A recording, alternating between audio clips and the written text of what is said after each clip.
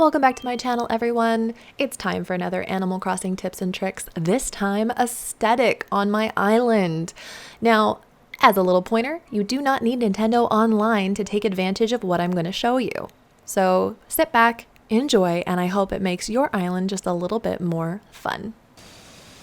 Use items like crickets to hide behind trees, because then you'll always be able to hear their dulcet tones while wandering around your island at any time of day, and you barely notice them when you hide them behind trees and bushes.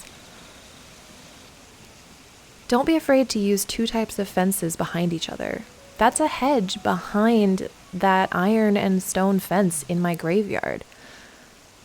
It adds a nice touch that you just don't get from using a bush or a plant.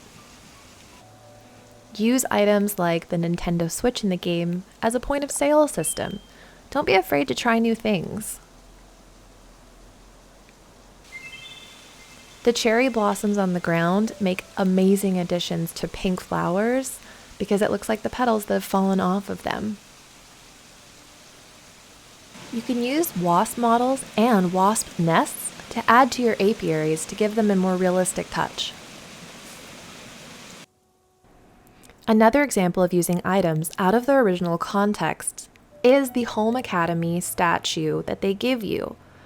This is perfect to represent a wooden fairy house in any garden, on the ground or a stump. Using items out of context just add to your story. Place clothing down. Create your own little world. Painting at sunset never looked so whimsical. Don't be afraid to put furniture where it might not belong. You can create these fantasy elements by just trying, and don't be afraid to mix and match either. That includes using the gold roses. They can feel daunting, but in the right usage, they look amazing. Don't be afraid either to use items that you would use as tools. You could have seen the fishing rod at the very beginning of this walk, used in my fishing area. And in my cherry orchard, you'll notice that I use the ladder as an addition to the orchard building. Again, it adds to the storyline of climbing up, picking those cherries, and popping them in the basket.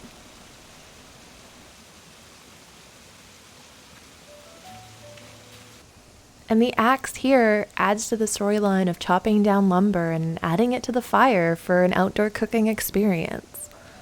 Or maybe you build wooden furniture.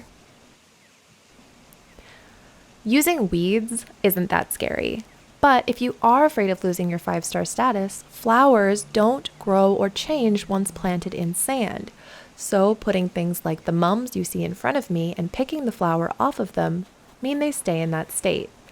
And by the way, this is a 5-star island and I have weeds everywhere, so don't be so afraid of them.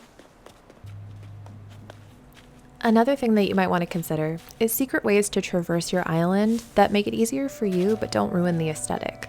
Removing one piece of fence behind a sign gives you an easy path in and out of areas that might have been inaccessible otherwise. My garden is a good example of a lot of these tips. You can see a shovel in the background for decoration. I'm using the beach balls as watermelons. Mushrooms are just placed on the ground. And you'll notice that I even use hyacinth to represent raspberries rather than the flower.